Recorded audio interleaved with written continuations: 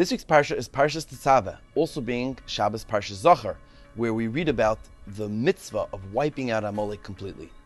And the question is, Parshas Zachor is always the Shabbos before Purim. Why is it that Parshas Tetzaveh was that Parsha? Why is the Parsha of Tetzaveh always chosen to be the Shabbos right before Purim and Parshas Zachor? And on a leap year, it's also Parshas Tzav.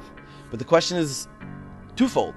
Why is Parshas Tzav also chosen on certain years to be the Shabbos right before Purim? If you look closely, you'll notice that Parshas Tzav and Parshas Tetzaveh come from the same shirish, the same root word of Tzav. A mitzvah is a commandment, a tzivui, all comes from that lashon, from that word Tzav, Tzaveh. The question is why? What's the connection between that and Purim? So I was thinking about it and I realized that the gematria of the word Haman, the numerical value is 95. Hey Mem Nun, Hey is 5, Mem is 40, Nun is 50, 95. What's Tzav? 96. One above. Because the power of Hashem's mitzvahs, of His tzivuyim, of His commandments are so much greater, or at least greater, than Haman's wicked plans. Any Rasha in the world could do whatever they need to do to try and destroy us, but Hashem's mitzvahs will always beat it, will always be higher, will always be bigger, will always be stronger. In fact, if you look in the Gemara and it says Haman min ha-Torah minayin, from where do we know? Where do we see Haman in the Torah? Haman was in the Megillah.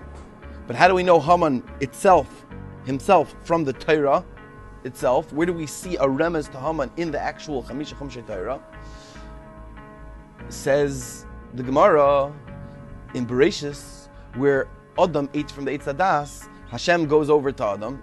But Hashem asks Adam Arishan, he says, Hamin ha'etz? From the tree that I told you not to eat from, you went and ate? So Hamin, Hey Mem Nun, is Haman.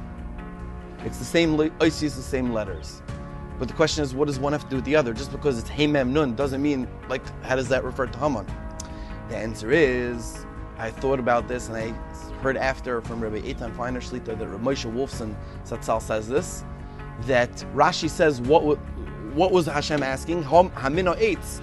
You would think Hamino eitz, from the tree you ate, but Rashi is saying that it's a bitmiyah. Bitmiyah means it's a question, meaning you should read it in question format. Hamino eitz, from the tree that I told you not to eat? Bitmiyah is a kasha, is a question, is a suffix, is a doubt. Amalek is begematria suffix, the same numerical value, 240. Why? Because Amalek creates doubt in our life. Haman was a grandchild, a descendant of Amalek. His whole avodah was to create doubt in our minds, to create kashas on us. And that was his avodah. We take Hashem's commandments, which are commandments is something clear, something precise, something exact. Hashem saying, I command you to do this. I command you to give you this mitzvah. It's not a suffix, it's not a question, it's not a doubt. It's something very direct. That's a tzivur, that's a commandment. And that's why it's so much greater. If you look at the end of the pasuk, Hamino eitz asher tzivisicha. Hashem, if you look in the pasuk of Bereshis, Hashem literally asks Adam Rishon, from the tree that I commanded you, tzivisicha, the lashon of tzivui, from that I commanded you not to eat, that's what you went and ate from? So you see that the tikkun for Hamino eitz, the tikkun of the doubt of Haman, the tikkun for destroying Haman, for destroying Amalek, for destroying that suffix, for destroying that 95 and getting to that 96. The tikkun is to have the parsha right before Purim talk about Tetzaveh, to talk about Tzav, to talk about these commandments that Hashem gave us. And the tikkun will be that we will destroy Haman and we will destroy Amalek and we'll be Zoiche to the Zechir of Mechias Amalek and the coming of Mashiach Tzidkenu B'Meher V'Yomeinu Amen. Have a beautiful Shabbos and a Freilich Purim.